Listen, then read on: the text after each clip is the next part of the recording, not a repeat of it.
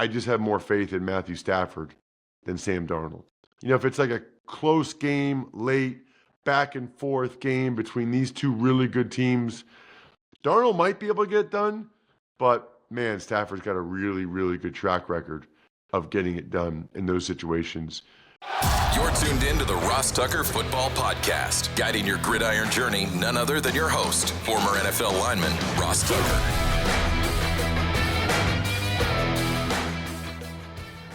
Oh, yeah, it is. But it's not just any Ross Tucker Football Podcast. It is a Picks Wednesday, which means I'm going to give you my pick for every game, Week 11 in the National Football League already, if you can believe that. There is some news to get to, which we will get to a little bit later on in the show. There's a big suspension. There's a very surprising season-ending surgery. We'll get to all that a little bit later, but we start on Wednesdays with my picks straight up with every game in the NFL this week. As a reminder, if you want to hear our bets against the spread, you can check out the Even Money Betting Podcast, either however you listen to a podcast or youtube.com/Ross Tucker NFL. Should have winners this week. I just sent out anybody that had done anything extra to win for the show, to help us out with a sponsor confirmation, taking advantage of a sponsor, or spreading the word via social media. I sent all those autographs out, those signed press passes and everything over the last couple of days. So everybody should have what they need. Now it's a chance for you guys to win some other stuff or some different winners so I can send it to you. But first, it's big show time. Want to know which team is going to win every single game on Sunday? Then listen up.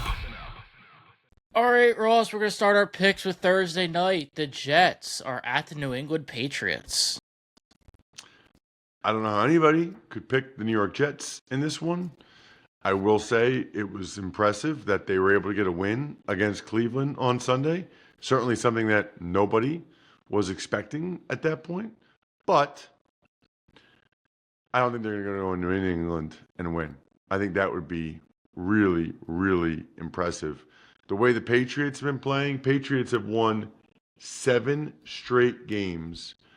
And Drake May is, I think, right now the favorite for MVP. So I'll take the Patriots. I think the real question is whether or not the Jets can even keep it close. This line just keeps going up and up. For those of you that are into the betting part of it, that we talk about on the Even Money Betting Podcast, all that means is a lot of people do not believe the Jets are going to be able to keep it close. I don't either, really. I think that the Patriots take care of business in this one. I'm hopeful because I'm going to be watching that the Jets can keep it close, but that's not the same as expecting it to happen. So I will say New England 27, Jets 13. Next up, the Washington Commanders are in Miami playing the Dolphins. They are not. They are in Madrid, Spain. Yeah, they are in Madrid, Spain. So cool, by the way, that they're having a game in Spain. I'll be curious, we've kind of seen the UK a lot, and Ireland's right there near the UK, and they've had college games, so we know that. We've seen Germany now multiple times. I'm anxious to see what it looks like in Spain. Are there a lot of people in Spain that are NFL fans or close to Spain? Are there people down there that are listeners of this show, even though we're not Spanish speaking? Let me know if you are, by the way. I love either social media at Ross Tucker NFL or us at Ross Tucker Pod, or you can email me, ross@rosstucker.com. I'd love to know if there are people in Spain and Portugal or wherever that listen or watch the show. That would be very, very cool.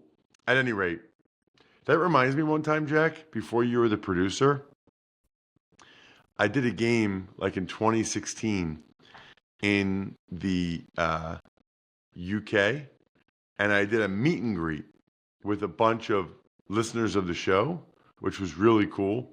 There was a few Americans that were living abroad. Then there were several folks from the UK.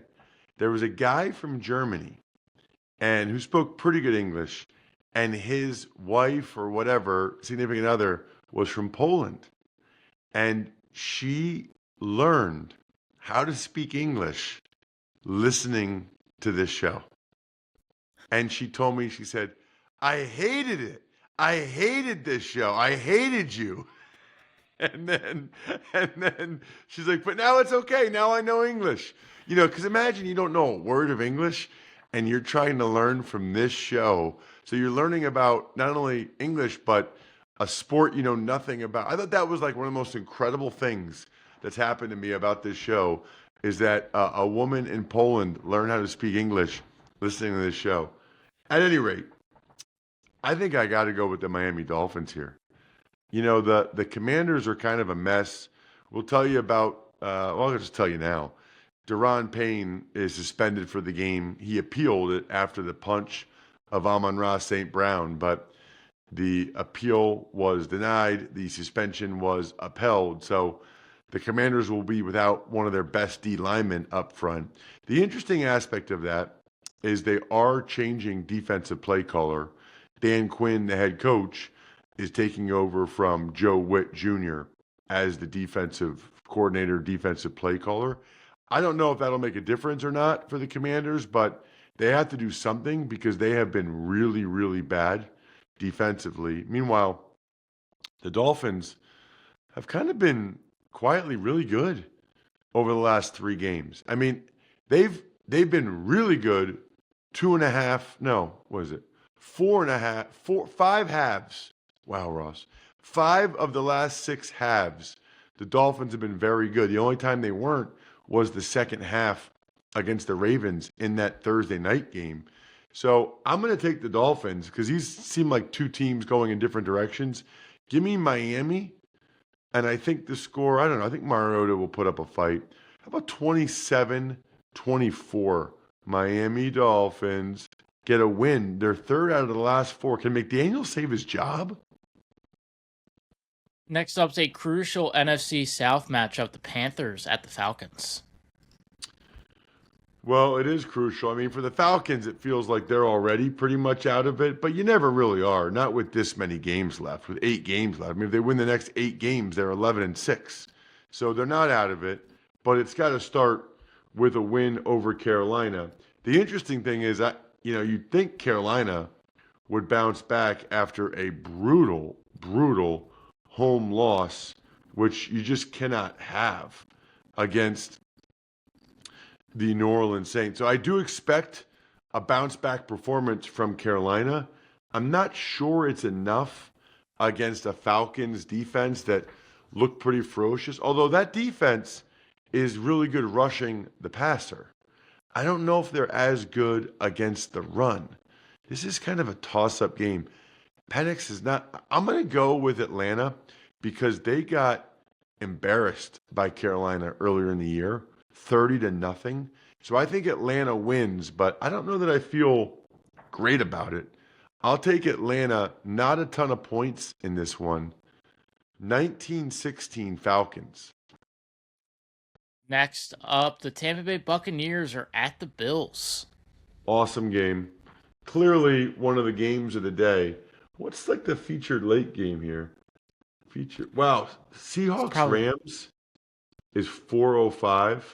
I guess Chiefs Broncos, that makes sense. Chiefs Broncos 4:25, but Seahawks Rams the best game. I mean, those might be the 2 best teams in the league right now. But of the 1:00 games, Bucks Bills, that is a terrific football game. I got to go with the Bills to bounce back at home. It feels like the Bills play better against better teams than they do against teams that aren't as good. The Bucks still kind of coming back from some of these injuries. And after the Bills lose to the Dolphins, man, it would be an ugly scene in Buffalo if they lost back-to-back games. Give me Josh Allen and the boys. I think this is a fun game. I think there's more points maybe than people expect. I think these teams get after it. Let's go another 27-24. Another 27-24. Could be 30-27, but 27-24 Bills. Pittsburgh Steelers, they're hosting the Cincinnati Bengals. And with the practice window opened up for Burrow, I mean, I guess there's a chance that he could come back, but they got to win these games to make that even something that they should consider. I don't know that they're gonna. I don't know that the Bengals are gonna sweep the Steelers, including on the road, especially with how bad the Bengals defense is. Maybe they figured something out during the bye. I'm not gonna say that they did. I'll take the Steelers. I think the Steelers, I feel like they've alternated wins and losses all year. So I'll take that perhaps one more time. I'll go Steelers. Probably a lot of points in this one, given the way these teams have played defensively. Let's say 31-30. Steelers win a close game late to make up for that Thursday nighter a few weeks ago. LA Chargers at the Jacksonville Jaguars. Sneaky important game for both these teams. Really important game. I think, the Chargers deserve a lot of credit for the fact that they've been able to stay afloat with all these injuries to offensive tackles, to running backs. I'm going to take the Chargers because this is pretty simple. I have more faith in Justin Herbert and Jim Harbaugh than I do Trevor Lawrence and Liam Cohen. And I think Steve Fezzik said this on the Even Money Betting podcast one time, but there are people that just pick games based on head coach quarterback. That don't even tell me about everything else. I'm going to see who the head coach and the quarterback is, and that's what I'm going to pick. And that's what I'm doing with the Chargers right now. The Jags can't let two losses against that loss against the Texans become two, but late in the game, I just have more faith in Herbert and Harbaugh. Let's make it 30-27. No, actually, there's not going to be that many points because the Chargers defense is really good. More like 23-20. Go, Chargers, go. Crucial NFC North battle, the Bears at the Minnesota Vikings. The Minnesota Vikings. So I like the Vikings quite a bit in this game. The Bears deserve a ton of credit. They've been finding ways to win. Caleb Williams, masterful late in these games against the Bengals, against the Giants, finding ways to win. Those things have a way of kind of evening themselves out. They really do. And it's hard to sit here and say, oh, you know what? They're going to go ahead and they're going to be able to do it again, this time in Minnesota against a pretty good Vikings team. Vikings just had a bad loss against the Ravens. I think they bounce back, play well. I wouldn't even be surprised if they win by more than other people are suggesting. But I'll say 24-17, the Minnesota Vikings get the win. Next up, the New York Giants. They are hosting the Green Bay Packers. Do the Giants get the new head coach boost? That is the question. They have an interim head coach in Mike Kafka, who was like a rising star. And so I'm actually forgetting right now whether it's Kafka or Kafka. One of them is like a painter. When I was a kid, I always said Kafka, like when he was actually playing. I don't know if that's actually how I say it or not, but that's how I always pronounce it. But isn't that also the name of like a famous, like Middle Ages painter? Just Google Kafka, painter, or like artist. No, that's a novelist. Well, that might be, maybe that's what it is, a novelist. Franz What's the name? Kafka? Franz? Yeah. I think it's Mike Kafka is the quarterback, but Franz Kafka is the author. See, that's me. I'm so cultured. I'm so just crazy. Like, when was this guy alive? Look up when he was alive and what his most famous thing is. He passed away in 1924. I'll look up his most famous. Yep, definitely not the Middle Ages. Country Doctor. That's a novel he wrote. Okay. At any rate, Kafka is the interim head coach. See, just so you guys know, these are the things you can't get on other shows. Any other show doing that today? Definitely not. I'll take the Packers to get the win on the road. They're just the better team. I don't even know if Dart plays, being in concussion protocol, trying to come back from that. I certainly don't think the Giants will win with Russell Wilson. So give me the Packers. I mean, it would get real ugly in Green Bay if they lost this game. I just don't think the Giants score very many points. I think it's 23-13 Green Bay. Next up, Houston Texans are at the Tennessee Titans. Well, so this is an interesting one because the Texans are coming off that come from behind win, and everybody's saying, Texans, great job. This, by the way, is the first Texans-Titans game, Jack, in 2 years that I'm not calling for CBS. The first one since 2023 that I'm not calling for CBS. And it feels weird. Like, how can these two teams play without me being there calling the game on TV? The answer is there's several buys still, so I don't have a game for CBS. I'll be back in the CBS saddle next weekend, and I know my game, but I don't say it until they release it publicly. So you'll find out when the world finds out. For right now, I will tell you that I'll take the Texans. Sounds like it still might be Davis Mills again. Texans have a really big Thursday night game after this. Forget who they play, but they have a big Thursday night game next week. So that's interesting. But I think we'll see if Stroud misses a second game. Whether it's Davis Mills or Stroud, the interesting thing is it almost feels like it doesn't matter that much to me, which I don't know what that says about Stroud. But the Titans, this could be the one coming out of the bye where they get their second win. Keep an eye on this one. I'll take the Texans to find a way to win late, 23-20, kind of like they did against the Jaguars. 49ers at the Arizona Cardinals. This is a very interesting matchup as well because the Cardinals are desperate to win enough games for Gannon, to keep his job for another year. Whereas the Niners, they know they got to win for the playoff race. I mean, I don't even know if the Niners are in the playoffs right now if it started. And in fact, they are not. The Niners would not be in the playoffs. The wild card teams would be the Rams, Bears, Packers. Now, I still think the Niners get in, but they got to win. And they got to win this game. I think they will, but wouldn't be surprised at all if Arizona wins. Give me the Niners. The Cardinals have just lost so many of these close games late. 24-23 Niners.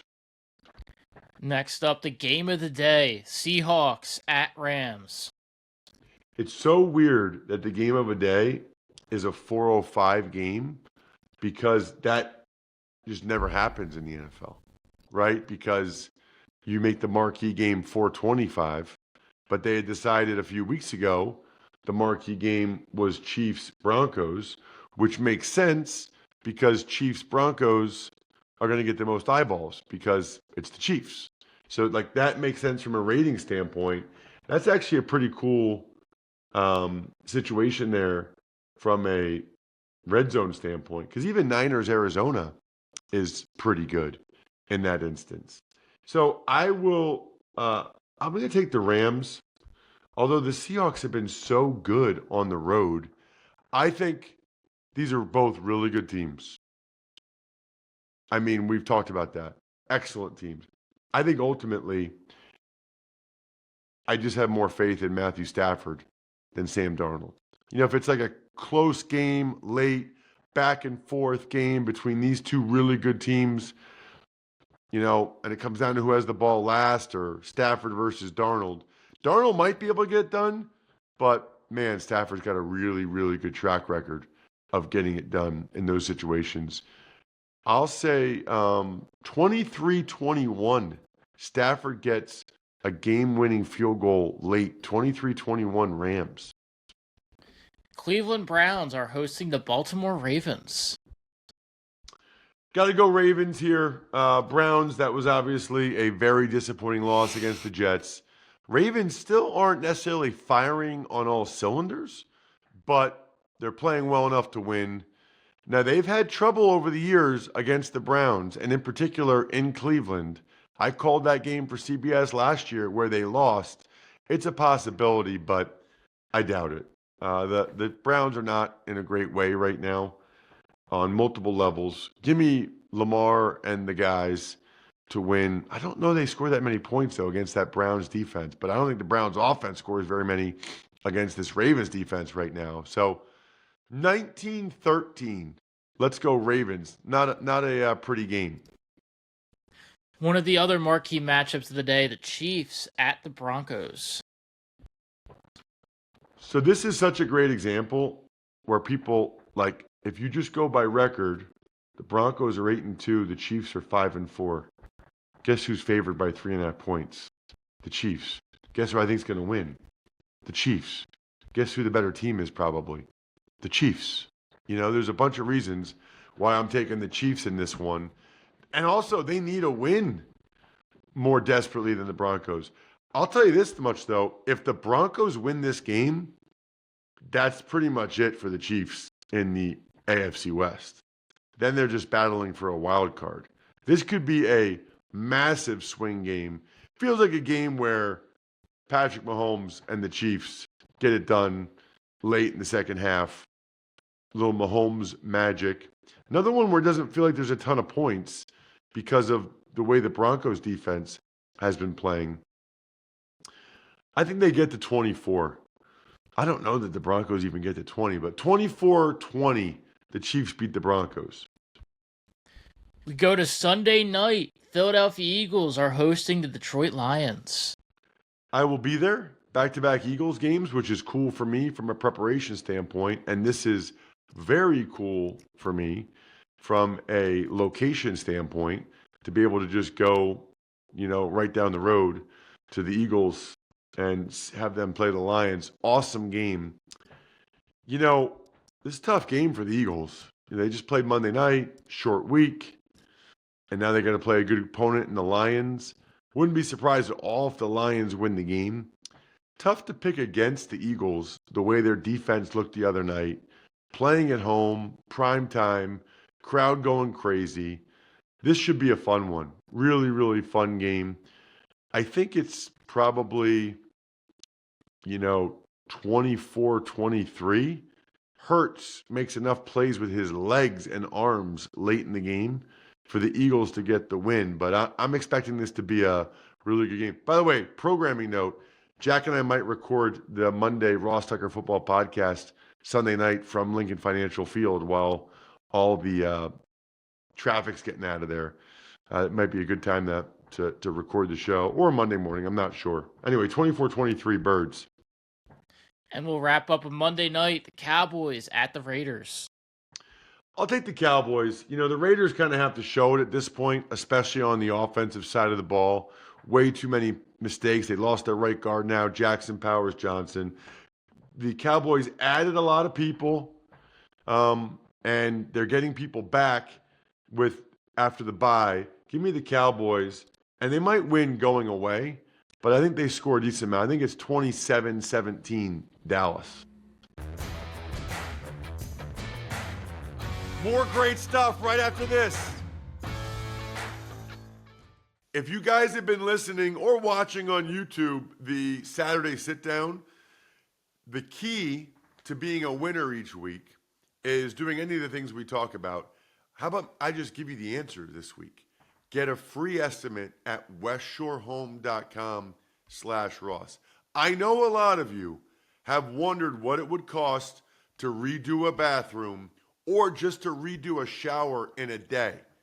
Well, don't wonder anymore. Get a free estimate. Information is power. You can buy a full bath remodel and get a shower replaced in another bathroom free. It's called Buy One, Get One sale, or buy a house full of windows and get an entry door free. You guys are saving thousands of dollars if you do that for your family. Flexible financing options are available. And how about this? Just for being a fan of the show, you get an exclusive discount of $500 off by scheduling at westshorehome.com/Ross. See website for details. Cannot emphasize enough how cool the merch is at rewards.labattusa.com. Even if you're not a regular or loyal Labatt or Labatt Blue Light drinker right now, go to rewards.labattusa.com to see all the different types of merch. I told you guys a million times, The cooler backpack has been a life changer for me. Life changer. It might even just give you ideas for things you want to buy, even if you're not a Labatt person, but you should be. Rewards.labattusa.com. Rewards.labattusa.com. Buy beer and get gear. Tuck's Takes. All right, move to the news. Any further thoughts on Deron Payne officially being suspended for his punch last week? No, other than just silly. You know you can't do it, and that costs him quite a bit of money. Next up, Broncos linebacker Alex Singleton announced he has testicular cancer. I'm going to make this my Labatt take of the week, Jack. And it's going to be brought to you by Labatt, of course. With Labatt, you can buy beer and get gear. Go to their website, snap a photo of your receipt, and upload to gain points towards exclusive merch. Any size, any product, anywhere you're buying Labatt, sign up at rewards.labattusa.com. I don't really know what I would have done if I were in Alex Singleton's shoes. I don't know if I would have announced it publicly or if I would have wanted to keep it private. I don't think anybody can really know unless they're in that situation. But I will say kudos to Alex, because I think his comment was, if this helps just one person to get checked, then it was worth it. And you know what? He's probably right. So that's nothing against anyone that wants to keep something like this private. I understand that. But kudos to Alex Singleton for coming out publicly to try to help other people, other young men, make sure that they get themselves checked for testicular cancer like this. Jaguars, they announced dual threat Travis Hunter. He underwent season-ending knee surgery on a torn LCL. That's a bummer. That's a major bummer for Travis Hunter that he's done for the year. I think we all enjoy watching him play, and that's why they traded, by the way, for Jacoby Myers. There were some other transactions, too, Jack, yesterday. The Bills signed McCole Hardman to the practice squad, trying to get some speed. Steelers signed Asante Samuel Jr. to the practice squad. He's coming off that neck surgery. The Cowboys are activating DeMarvion Overshone and Siobhan Ravel. So in addition to the guys, Logan Wilson and Quinn Williams they traded for, they're getting those guys. And the Commanders placed rookie cornerback Trey Amos on IR. Commanders guys just keep falling left and right. Keep doing the things you can do to become winners. We love you. At Ross Tucker NFL. At Ross Tucker Pod. I think we're done here. Don't go anywhere. Got to pay some bills real quick. Smirnoff is the world's #1 vodka. Did you know that? And an official vodka partner of the NFL. It's no wonder. It's an award-winning vodka. Here's what I love. It has a long history, starting in 1864. That's 5 years before the first college football game ever. They are all about the collective. Grab a bottle of Smirnoff at your local retailer and head to Smirnoff.com to find recipes of delicious cocktails that are perfect for game day. Please drink responsibly. Smirnoff number 21 vodka, distilled from grain, 40% alcohol by volume. The Smirnoff Company, New York, New York. Please not share with anyone under legal drinking age. Thanks for tuning in to the Ross Tucker Football Podcast. Make sure to also check out Even Money, Fantasy Feast, and College Draft, all on the DraftKings Network, YouTube, or subscribe to the podcast on your favorite platform. Shout out myfrontpagestory.com. It is by far the best gift you can get somebody for the holidays or ever, really, an anniversary, a birthday. Trust me on this one. I'm a huge fan. myfrontpagestory.com. As a reminder, if you go ahead and purchase one for any loved one in your life, forward me the email receipt you get. Ross@rosstucker.com. You're guaranteed to get something signed in the mail from me. But you got to forward me it so I see that you did it. myfrontpagestory.com. Ross@rosstucker.com. Pizza Boy Brewing, Sporticulture, HumanHeadNYC.com, BackOfficeScheduler.com.